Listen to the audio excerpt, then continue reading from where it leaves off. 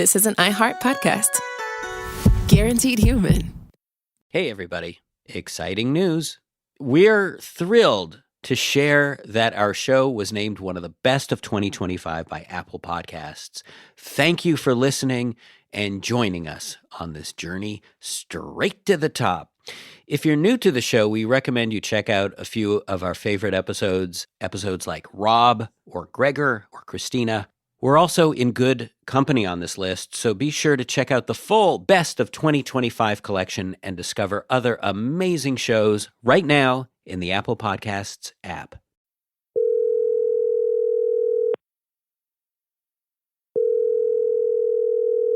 Hello. What are your top 3 interests? Did you say what are my top 3 interests? Yeah. Well, is this a job interview? No, I was just...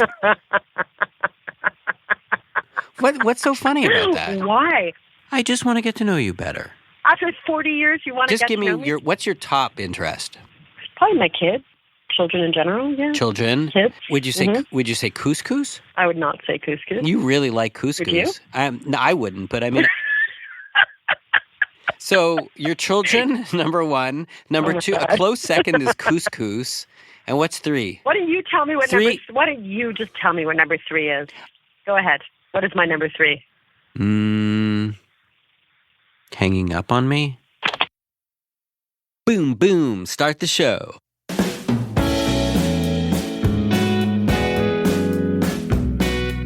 From Gimlet Media, I'm Jonathan Goldstein, and this is Heavyweight. Today's episode, Rob.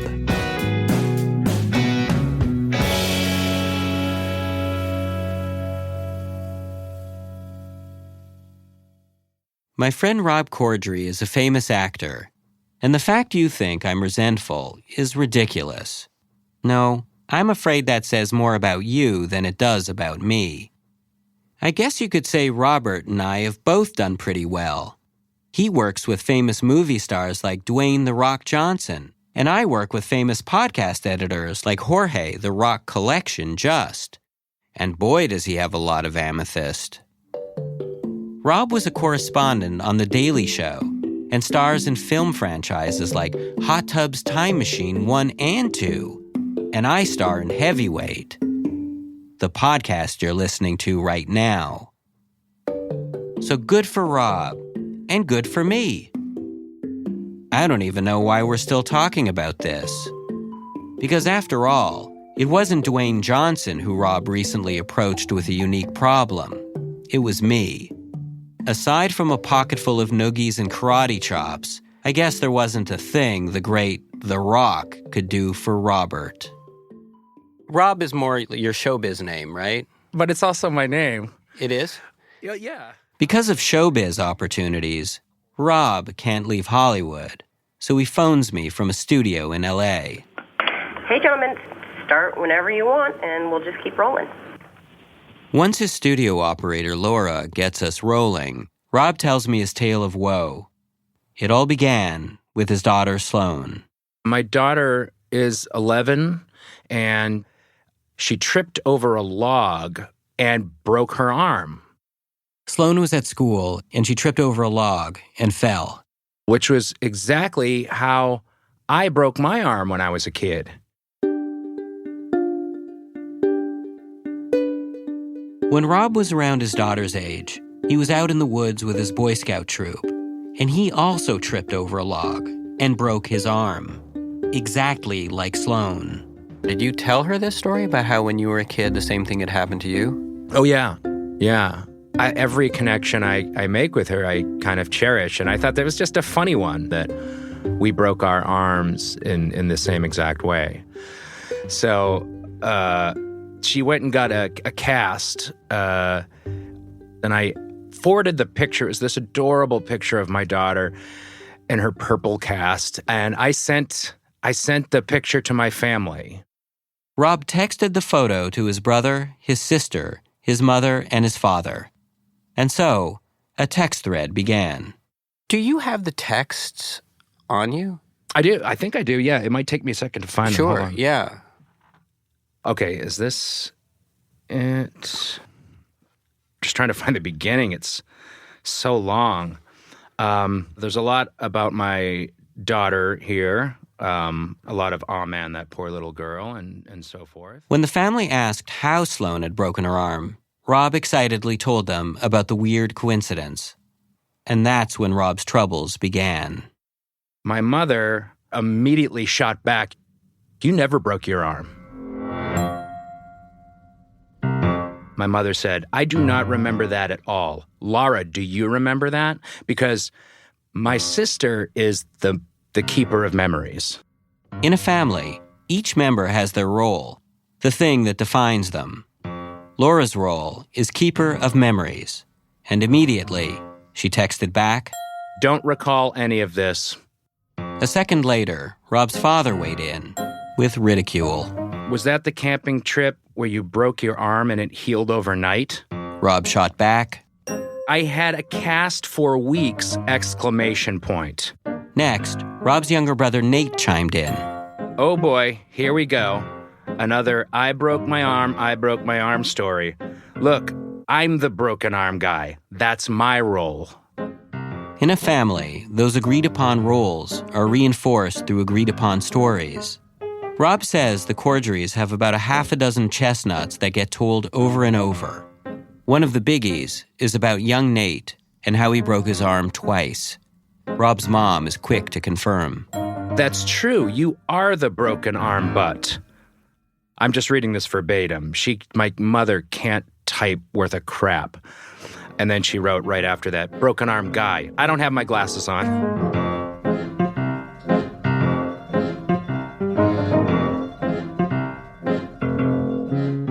I was texting with them for about an hour afterwards, and everyone in my family swears that I never broke my arm.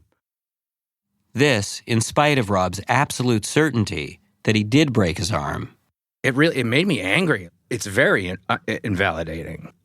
I felt like, my mother didn't remember this experience, her son was in pain and had to be taken to the hospital and was in a cast and for a long time, and I think I felt I felt, I don't know, forgotten. Rob has crystal clear memories of the day it happened. I was on a camp out. My troop, my Boy Scout troop, would go on a camping trip one weekend out of every month. It was the fall, so I assume we were in Plymouth, Massachusetts. It was dark, and I was standing on a log, sort of a log that you would sit on in front of a campfire, and it was rolling. I was rolling it, and I think maybe I was just trying to make people laugh. And I fell and knew immediately that I had broken my arm. I've never felt that kind of pain. One of the adults on the trip, an old friend of the family named Don Smith, took Rob to the hospital, where he was fitted with a cast. Afterwards, Mr. Smith brought Rob back to the campground, and that night, Rob slept in the back of a pickup while Mr. Smith slept up front, behind the wheel of the truck. And I remember waking up and being in such pain, and I think I waited there it felt like the longest time that I was just laboring over waking him up. I felt so bad waking him up. Eventually, the pain became so severe that Rob had no choice but to rouse Mr. Smith for a painkiller. I asked him what else he remembers. The way it smelled. The cast. Yeah. I mean, your arms covered up in plaster for 5 to 7 weeks. And so, it smells like a gym locker that hasn't been cleaned in 5 to 7 weeks. And I remember liking the smell. That's the weird part. And getting it off. I remember getting it off. I remember getting the cast off, and it smelled terrible, of course, but good to me. I just pretended that it smelled awful while I was drinking it in. And my arm had just withered to nothing. It looked like a different person's arm. I can't be making that up, right? Rob fired off a series of texts to his family, recounting those memories in exhaustive detail. The campout, Mr. Smith, the cast.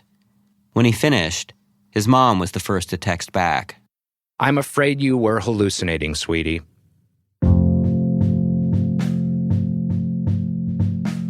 Rob tried to laugh it off, but he couldn't stop thinking about it. That evening, Rob shared his frustration with his wife. And she patiently listened to the texts, and afterwards she smiled, and she said, I'm on your family side.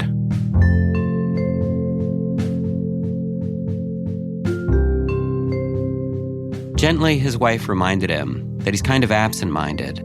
He doesn't always have the best memory. Also, in their 16 years of marriage, Rob had never once mentioned a broken arm. Maybe Rob's mom was right. Maybe he was hallucinating. Either I'm telling the truth, Jonathan, or I'm completely insane. And it could be that I'm insane. Is Rob insane?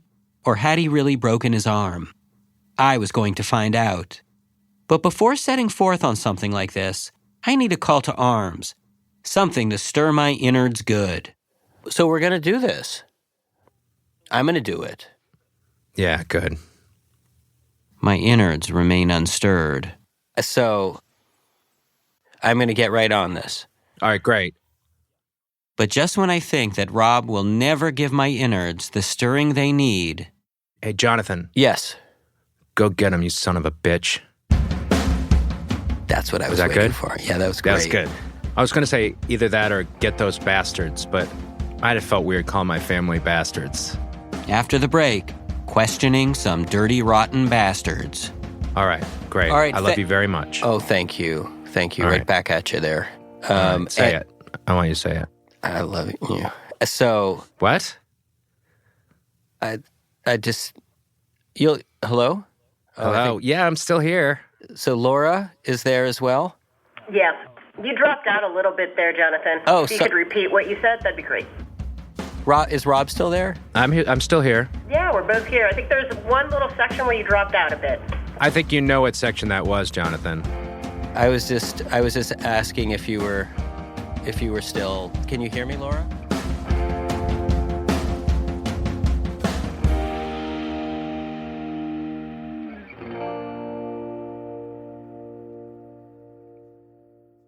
Hey, everybody. Exciting news. We're thrilled to share that our show was named one of the best of 2025 by Apple Podcasts. Thank you for listening and joining us on this journey straight to the top. If you're new to the show, we recommend you check out a few of our favorite episodes like Rob or Gregor or Christina.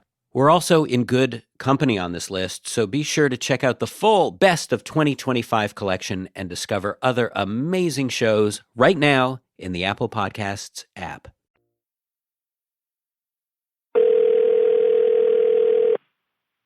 Hello? Hi, is this Robin? It is. Hello? Hey, is this Laura? It is. Nate? Yes. Mr. Cordry? Yes. Is this an okay time to talk?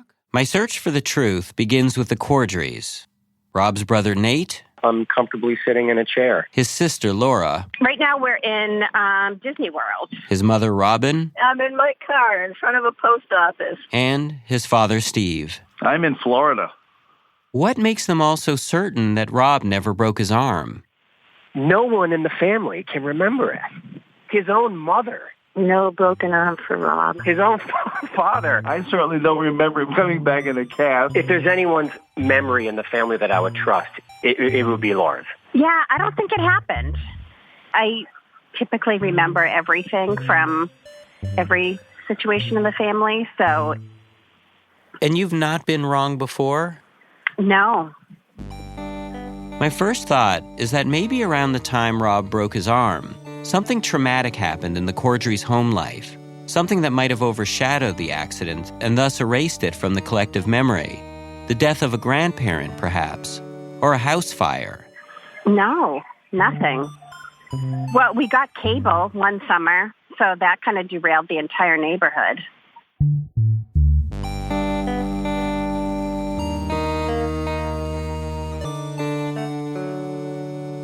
What about Rob's distinct memory of that first night in a cast, I asked them, sleeping in the back of a pickup truck?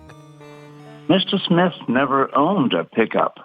And we knew the Smiths a long time. They lived across the street from us for a number of years. Never had a pickup. Mr. Smith has since died, so I can't turn to him for confirmation about the truck. But it isn't just the pickup that's suspicious. It's the hospital, too. Rob claims he got his cast at the Jordan Hospital. Rob's mom was a nurse with strong opinions, and she says the Jordan Hospital was a, quote, snake pit. She'd be damned if she allowed any member of the Cordry clan to set foot in that hospital-shaped butcher's college. There were strict orders.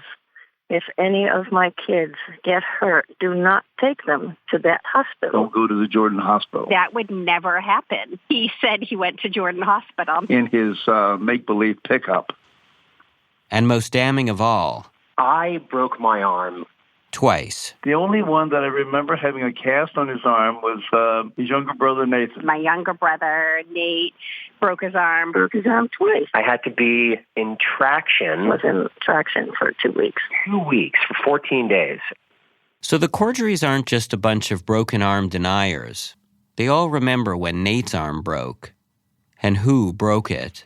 I was running out of the family room onto the back patio, and it was concrete, and I ran, and I tripped, and I fell, and I broke my arm.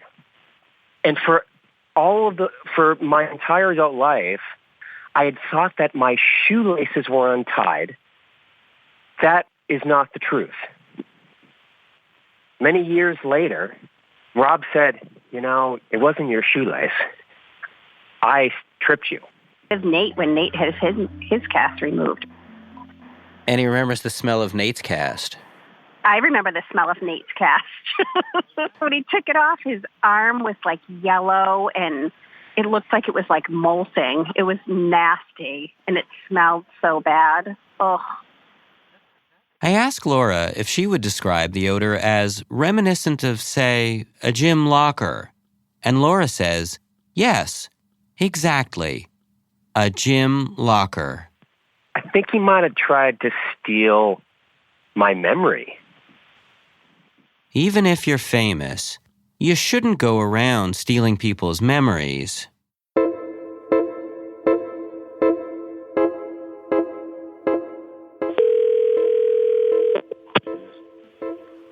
Hello, Jonathan. Hi, how are you? After speaking with the Cordrys, I decide that I no longer believe Rob. It isn't like I think he's lying. It's more like I think he's insane. So, I need to tread carefully. So, I was calling because I wanted to report back to you on some of my findings. I can't wait. Easy does it, Johnny boy. Okay, well, I don't know that it's looking great. So for one thing, I spoke to your dad. Yeah. And he said that Don Smith, the scout leader, doesn't even own a pickup truck. Oh, he would never have owned a pickup truck. No, he's not that kind of guy. I'm not sure if it was him. As Rob flounders for an excuse, I try my best to understand the logic of his deranged mind. Don Smith might have, found a pickup truck that wasn't his, that you guys slept in together? Yeah. I assume, whoever had the most comfortable vehicle to sleep in. But what about the snake-ridden Jordan Hospital, I ask? His mom swears that she'd written on his medical form that he was never to go there. But Rob brushes that off with another half-baked excuse. It was so late at night, he says. She probably didn't think it was worth making the trip to take her wounded son elsewhere. She's already in her robe watching her stories and drinking Diet Coke and smoking.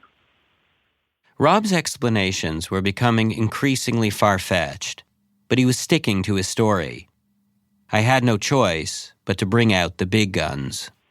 The other thing that you failed to mention to me, according to your family, you were responsible for Nate's broken arm. Oh, no. Rob says Nate's arm is something he still feels bad about, which is why he doesn't like bringing it up. So I turned to the one piece of evidence I know Rob can't deny. When Laura, keeper of memories, told me about Nate, broken arm guy, getting his cast removed, her description was suspiciously familiar. She mentioned Nate's withered arm and how it smelled like a gym locker. Which is exactly my story. Yeah. So, I mean, there's being forgetful, and then there's completely fabricating, like reality. I mean, that's... Yeah. It's made me, I don't know, it's made me kind of look back at my entire life and realize that I don't remember a lot. And it makes me very sad. It's finally beginning to sink in. Maybe Rob didn't break his arm.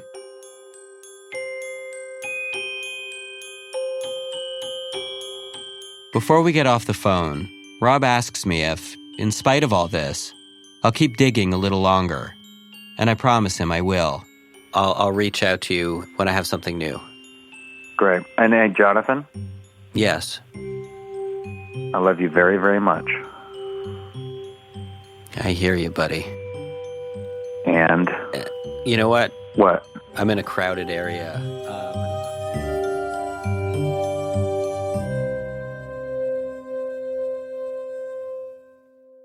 Hello? Yes, my name is David Orcott. You had called and left a message. After reaching out to several of Rob's childhood friends who remembered nothing about a broken arm, I eventually hear back from David Orcott.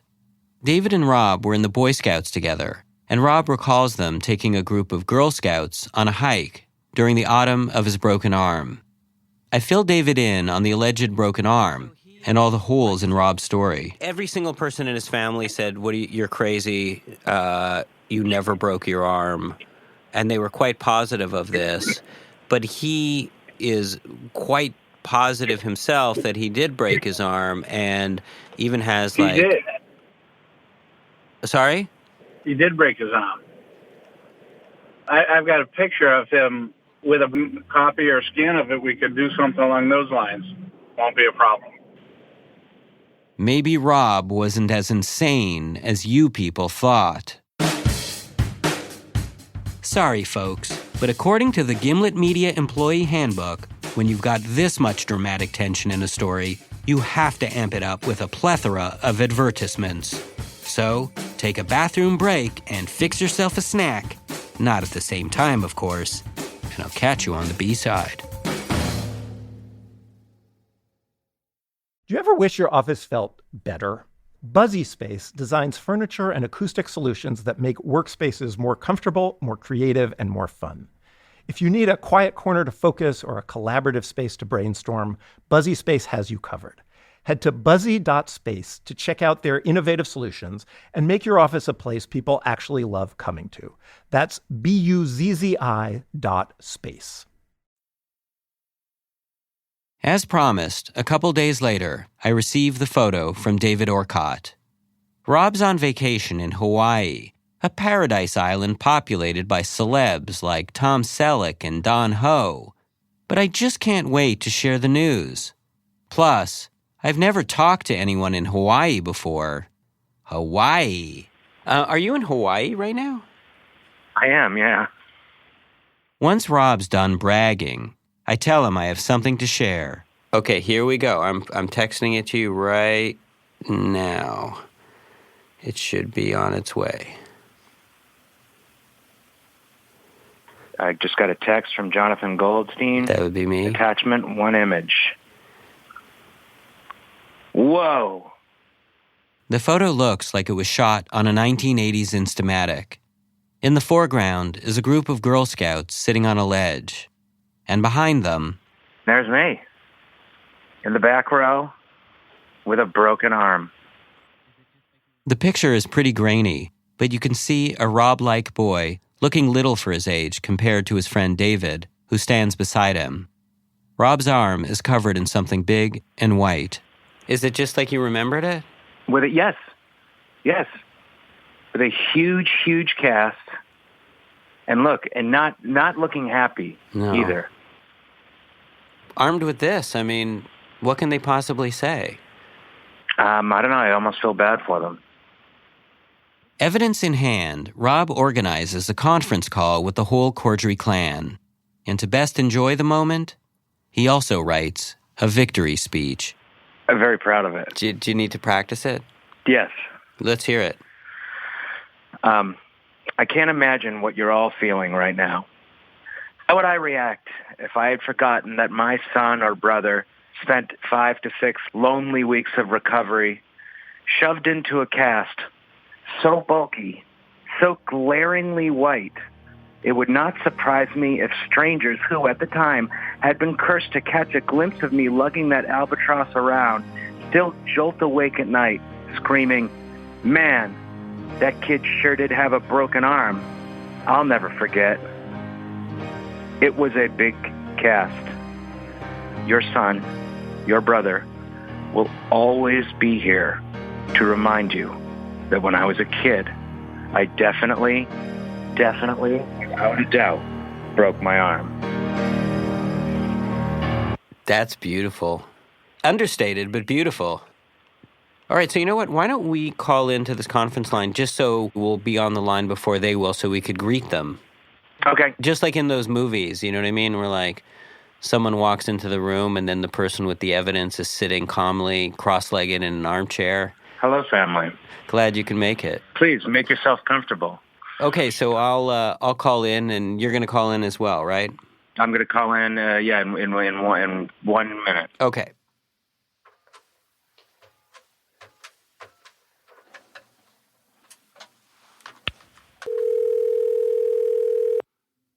Joining conference now. Hello? Hey, Jonathan, you have Nate so far. I think it's just Nate. Oh, hi, Nate. I was hoping to get in here before everybody. Mama Cordry's here. Hi. Hi. Who's that? Hey. Hi, here's the dad. Hello. Hi, it's Laura. Oh, hi. How are you, Laura? Hi, Sister Laura. It's so nice that you're all here. I just got off the phone with your brother Rob.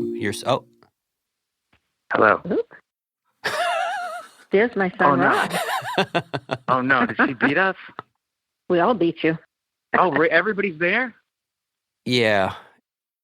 We were 1 minute into Rob's victory conference call, and already his family was ruining his moment. I can tell Rob needs a minute to collect himself, to get back into that aloha state of mind. So taking my cues from a Southern lawyer in a Hanna-Barbera cartoon, possibly portrayed by a large rooster wearing suspenders, I take the stage. The reason I've brought everyone here together is because I've uncovered a piece of evidence that I think might very well be definitive. Ooh. In homage to the original text message thread that started this whole thing, I group text the photo of Rob to the whole family. Here we go. I'm about to hit send. You all set? Mm-hmm. Okay, here we go. Okay, just sent it. Hang on. Wow. There's a moment of silence as everyone studies the photo. I worry that maybe it isn't clear enough, that the Cordrys will contest it's even a picture of Rob. But then... Does look like Robert in a cast. It does. Sling. With Rob's identity confirmed, I give it 2 shakes of a lamb's tail for the apologies to start rolling in, so Rob can put this whole business behind him and enjoy his 2:00 hula dancing class with a free and easy mind.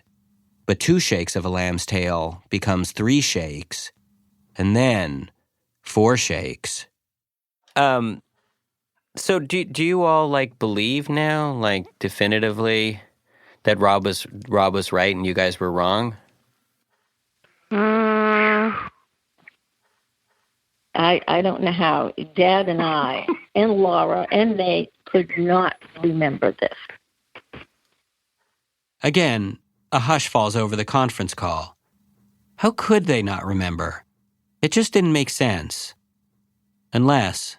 I think that was the camp out that they were practicing first aid.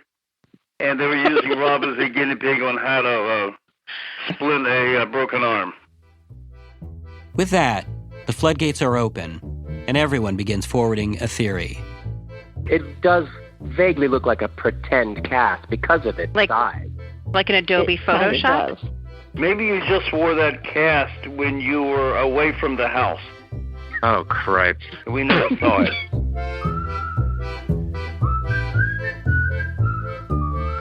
From here, all of the Corddry's small theories converge into one grand theory, which they trumpet in much the way villagers in a Broadway musical might. It kind of looks like a sling, though, not really. It does look like a sling.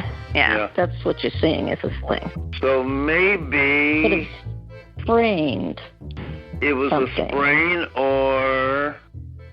That's what it was, yeah. Okay, I say. If it was a sprain, then why wouldn't you just remember a sprain? A sprain is not that memorable. Just doesn't look right. A sprain in a sling that big. Right, so then it can't be a sprain. It has to be a broken arm, no? But that would still be an enormous cast on a small, slight boy. In the face of the evidence, I wonder if Rob's family is clinging to this whole sprain thing because they just feel bad for not remembering. Do you think it's a denial out of guilt, you guys? I don't feel guilty.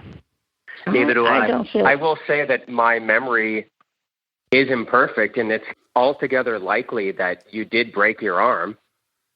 Just likely, not 100% though. I do have zero memory of it. But what about even seeing the photographic evidence? I'm not 100% convinced because nobody remembers it. In this way, we go around and around. Since no one remembers it, then it didn't happen. And if it didn't happen, how could anyone remember it? And all the while, Rob is silent.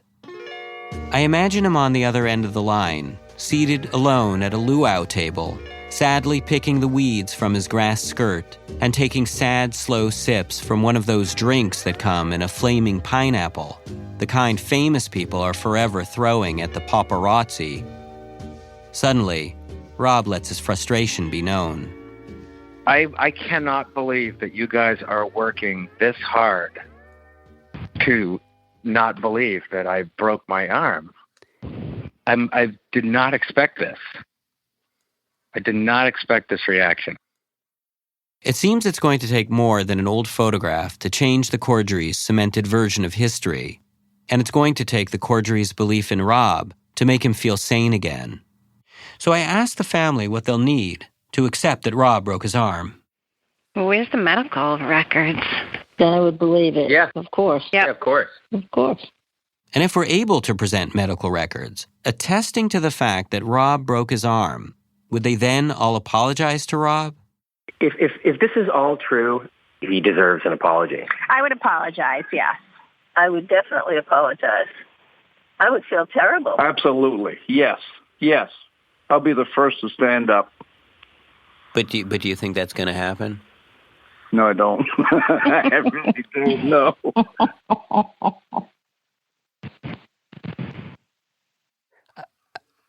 I don't know if this is the time to bring up the speech, but...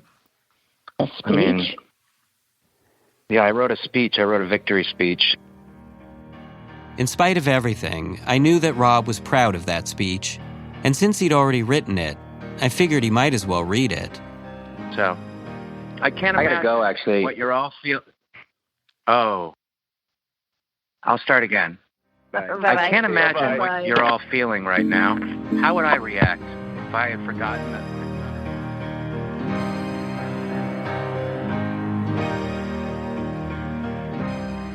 The Corddrys want written proof. But do hospitals even keep records from so long ago? Let alone a snake pit like the Jordan Hospital.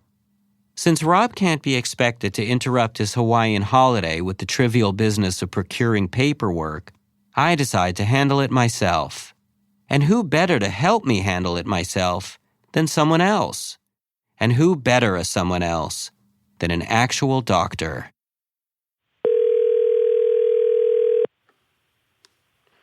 Hello? Jackie? I'm just walking home from work. I'm actually not far from your old apartment. Oh, really? Can you check if I have any mail? What are you calling me for? Let's get right to it.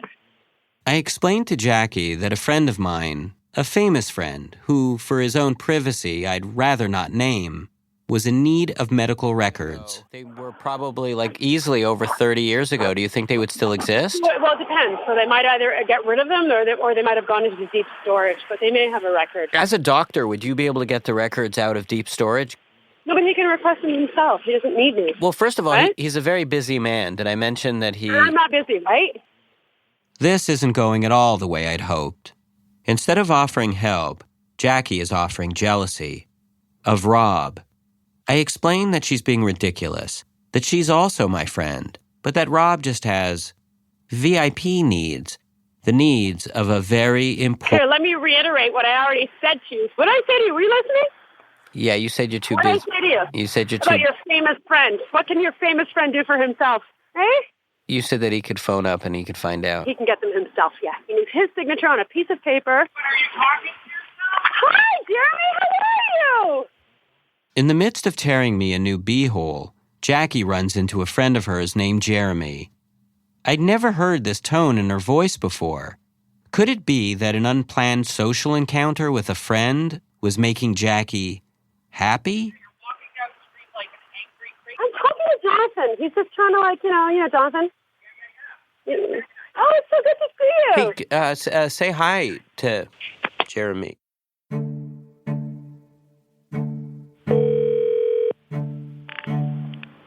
Medical records, this is Karen. How can I help you? Hi there. I have a question. When I explain to Karen what I'm after, I expect her to say something like, medical records from the 90s.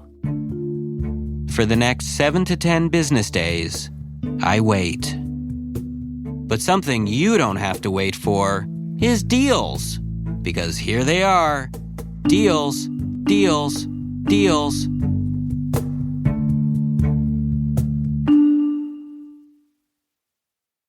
Do you ever wish your office felt better? Buzzy Space designs furniture and acoustic solutions that make workspaces more comfortable, more creative, and more fun. If you need a quiet corner to focus or a collaborative space to brainstorm, Buzzy Space has you covered. Head to buzzy.space to check out their innovative solutions and make your office a place people actually love coming to. That's BUZZI.space. An envelope arrives to my office. What's that? Asks Gimlet CEO and founder Alex Bloomberg. A letter, I say. A letter, he repeats. What are you, 5 billion years old? I only use Snapchat, WeChat, Kik, Slack, Poke, and Vox. Well, do you use email, I ask? Because I've sent you a half a dozen of them about renewing my son's health insurance. He swallowed a penny over the weekend, and... My words are interrupted by the sound of Alex's Fitbit, which has begun emitting a terrifying series of beeps and whistles. Alex shushes me as he studies his wrist, and then, leaping into the air, cries, "Booyah!" He then walks away performing Tai Chi poses, and I tear open the envelope. Inside is a single sheet of paper. At the top it reads, The Jordan Hospital, Emergency Department. But as for the rest of the sheet, I can't make out a word. It's filled from top to bottom with doctor jargon, written in doctor handwriting. And so, who better to translate than an actual doctor? Jackie? Hang on a second. Put you inside my turtleneck. Is that okay? You're wearing a turtleneck? Yeah. What's nice about this turtleneck is that it has no arms. So it's just a neck? Yep. Rather than risk another dust-up by suggesting Jackie might not be wearing a turtleneck at all, but rather a neck brace, I instead text her the records so she can take a look. I can't do that while I'm driving. Can you pull over to the side of the road, to the shoulder of the road? Absolutely not. You cut out there for a second. Did you say yes? I said absolutely not. You cut out again. You're pulling over? Stop telling me I cut out. I did not cut out, and I'm not pulling over. I think you cut out again, so you're pulling over. Okay, so Did you look at what I sent you? No, I didn't look at what you sent me. Jonathan, I'm on the highway, John. John, I'm on the highway. So just dart your eyes between the windshield and the papers that I just sent you. No. Because Jackie's neck brace seems to be constricting the flow of kindness from her heart to her mouth, I decide to just read to her what little I can make out. It was an exam, Richards, 40? Where does it say if he just broke his arm? FX of right distal radius? FX means fracture of distal radius. FX means fractured. Yeah.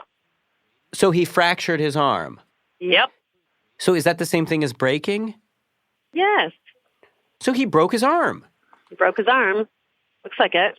This confirms he broke his arm. Wonderful.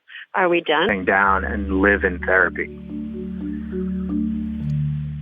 You broke your arm. I did. You did, yeah. Of course I did. I know. Joining conference now. An impromptu family conference call is arranged. Nate is traveling and unable to make it, but we get everyone else on the line. Any last-minute predictions anybody wants to make? Don't think there's a record of it. Anybody else? I'm thinking a sprain. Well, according to the hospital report, Rob broke his arm. Wow. Okay. You're kidding. No. What did the hospital records say? I text it over, and since Rob's mom is a nurse, she decodes the report for the rest of the family. Okay. Complained of pain, swelling, wrist tripped over log, landing on wrist. It was just as Rob had said. Right wrist, distal forearm. The fractured distal radial. Wow. My full apologies, Robert. The medical report has done the job. I am sorry that I don't remember this incident at all. I mean, I remember a lot of other incidences, but for this one I don't remember it. But that doesn't mean that it didn't happen. You've got me in tears, and I believe you. Nothing to be in tears over. As his family begins to apologize, Rob begins to backpedal. I can't imagine making you apologize for this, but I could do that. No, this is that. It just makes me uncomfortable. I think it's kind of understandable that a group of 4 people would forget something like this because it was fairly trivial. No, I disagree. This was not trivial. It wasn't a little thing. You broke your arm, and I have absolutely no memory of it. That makes me crazy. That kind of makes me feel bad that as a parent, I don't remember it. With Rob's broken arm confirmed, his parents go from doubting their son to doubting themselves. What kind of parents were they? All the agreed-upon roles are called into question. How can Laura be the keeper of memories if she failed to keep this memory? And Nate, how can he be the broken arm guy if now there's some other broken arm guy?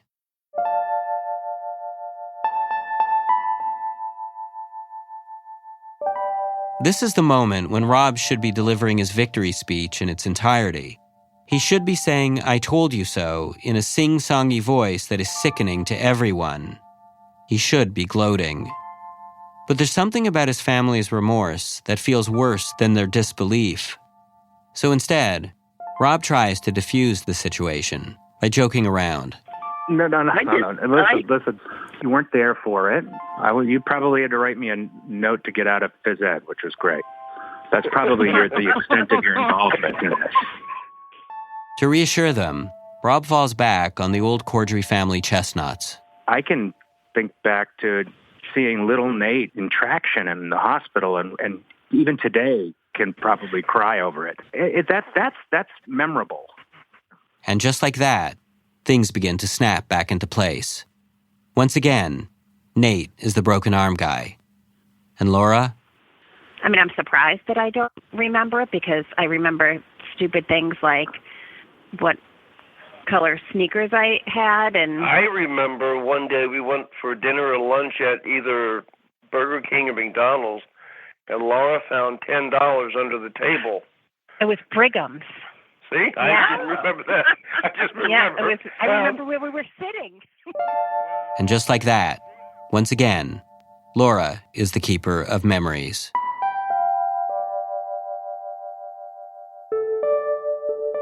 After everyone gets off the phone, I stay on with Rob. The calls left him feeling kind of bad, especially for his mom. Before we'd all signed off, she apologized yet again.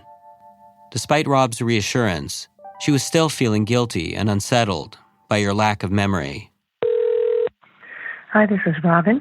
I can't take your call right now. So Rob and I give her a call to check back in, but she isn't picking up. Thanks for calling. Hi, Mom. It's Robert William. My friend Jonathan's here. Hi. And I love you. Oh, I love Goodbye. you. Oh, sorry. I was talking to my mother that time, Jonathan. Eventually, my friend Jackie did read Rob's medical report. And then she texted me. This is notable for two reasons. One, Jackie never texts me.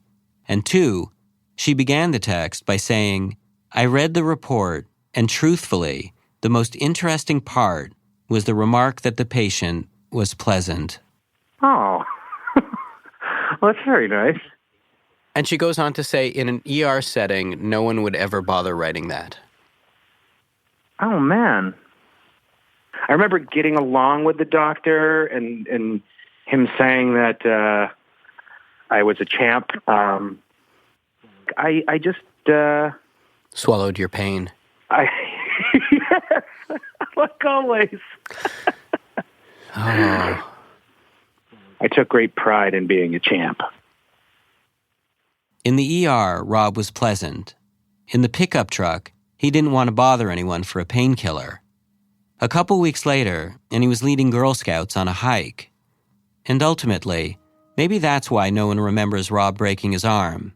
Because whether it was a big deal or not, he acted like it wasn't. Rob liked being a champ, and he still likes being a champ. Making people laugh, joking things off. So it was no surprise that when I asked the Cordrys what Rob's role in the family was, they all said the same thing. He's the funny guy. He was funny. He was the funny one. He always started things at the dinner table. Rob isn't an insult comic. The joke's always on him. The joke's always to make everyone else feel better. You're pleasant. I guess I am. I hope you feel good about that. I do. I actually do. I hope that that's what people say about me.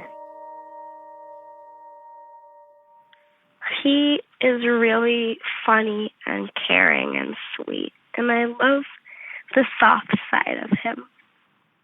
This is Sloane, Rob's little girl who broke her arm, whose picture in a big purple cast set this whole thing off in the first place.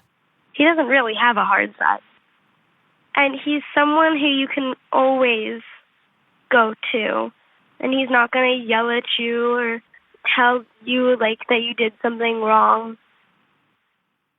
After Sloane broke her arm, Rob told her the story of how he had also broken his arm on a log, how he was rolling on top of it to make his friends laugh.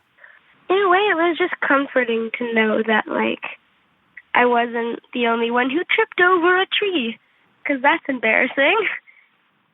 Rob told me that when no one in his family believed him, not his mother, father, sister, or brother, not even his wife, there was one person who did. Yeah, I did. I just felt like he was telling the truth. I was very frustrated that no one believed him, so I wanted to be nice to him too. In Rob's new family, everyone is still growing into their roles. So for now, Sloane is the bookworm. Her little sister, Marlo, is the rocker, always playing her electric guitar. And Rob, to them, isn't the funny one, or even the famous one. He's the soft one, the sweet and caring one. Thank you, Jonathan. Oh, thank you, Rob. And hey, Johnny. Yeah. I love you very much. I love you, Rob. Yes. Okay, goodbye. Okay, bye-bye.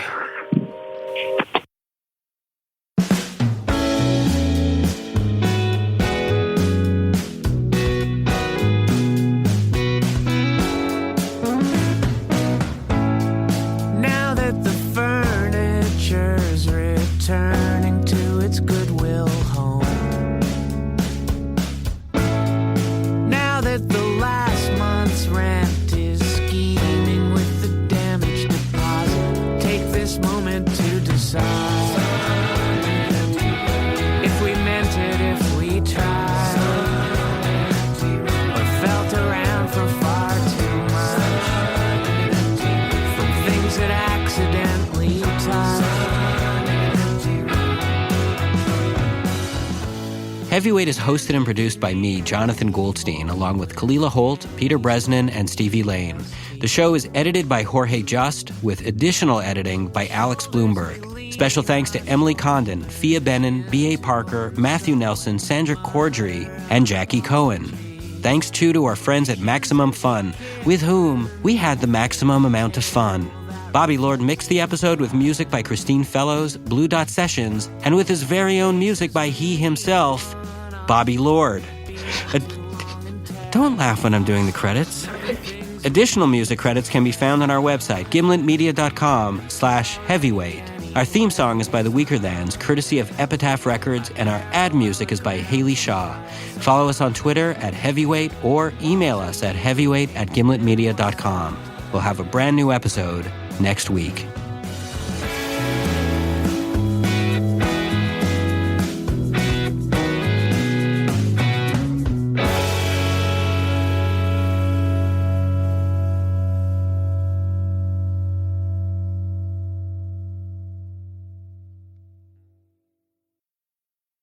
Do you ever wish your office felt better? Buzzy Space designs furniture and acoustic solutions that make workspaces more comfortable, more creative, and more fun. If you need a quiet corner to focus or a collaborative space to brainstorm, Buzzy Space has you covered. Head to buzzy.space to check out their innovative solutions and make your office a place people actually love coming to. That's BUZZI.space. This is an iHeart podcast. Guaranteed human.